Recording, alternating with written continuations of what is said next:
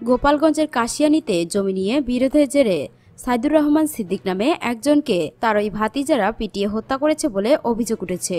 শুক্রবার দুপুরে গোপালগঞ্জ 250 শয্যার জেনারেল হাসপাতালে চিকিৎসাধীন অবস্থায় ওই ব্যক্তির মৃত্যু হয়।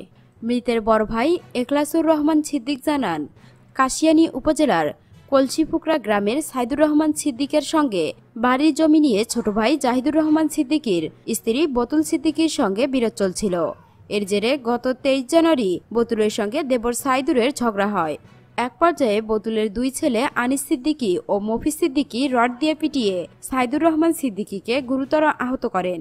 ওই দিন রাতেই তাকে গোপালগঞ্জ 250 শয্যা জেনারেল হাসপাতালে আনা হয়।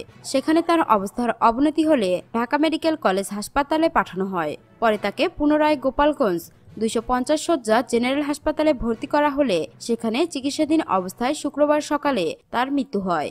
কাশিয়ানী ও মকসুদপুর সার্কেলের অতিরিক্ত পুলিশ সুপার মোহাম্মদ কামরুজ্জামান ঘটনার সত্যতা নিশ্চিত করে জানান, এ ঘটনায় গত 23 জানুয়ারি কাশিয়ানী থানায় একটি মামলা হয়েছে। মামলার পর পুলিশ মফিজ সিদ্দিককে গ্রেপ্তার করে। শুক্রবার সকালে আহত ব্যক্তির মৃত্যু হয়েছে।